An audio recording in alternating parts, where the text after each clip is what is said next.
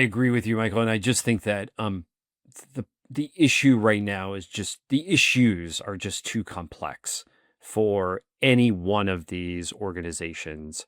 I think they're especially, smaller, even medium-sized institutions, but even large institutions. I mean, the thing that worries me about what's happening right now with the Trump administration and elite colleges is that they do have to lead on some of these other things. And they are so distracted now by these daily executive orders, by these other, edicts coming down from Washington, by all the legislation happening, that they are so heads down in their day-to-day job that they are forgetting about what's next.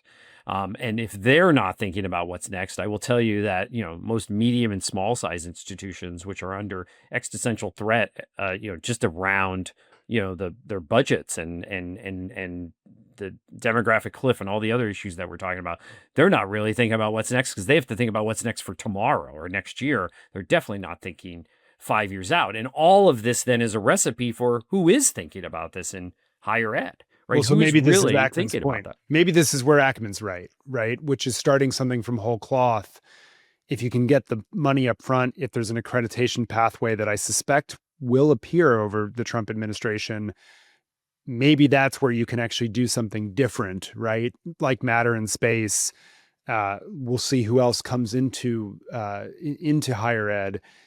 Maybe that's the argument. And then frankly, Jeff, something that I think we both have observed is higher ed does tend to figure it out over time, but they often that could be through mergers, right? Like that could be through combinations. MIT, Johns Hopkins, those were the applied research institutions that changed the face of higher ed. Best as I can tell, Yale and Harvard acquired their way into that world. Sterling Strathcona, Sheffield School, right at Yale, and so forth. Might we see a similar give and take with the haves using their resources to sort of buy their way into that future? I don't know, because that future with AI is still somewhat cloudy to me. Well, and as we know, because this is another big topic on Future over the years, and even this year was around mergers and acquisitions, which seem to be really not going where any of us thought. They're just so slow. They're not happening.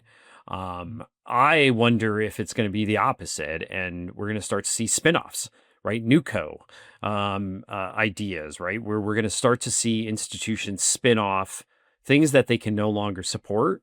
Maybe you then combine some of those pieces. Maybe that's the merger and acquisition that's happening. I'm going to spin off, a couple colleges spin off their English departments, comes together under a new institution, things like that. This is really worries me, because I think going back to where this episode started, Michael, when you were talking about my year of reckoning, the thing that I did not foresee was the time. I felt like these institutions had a little bit more time, not a ton, but at least 2025. And that has definitely shortened.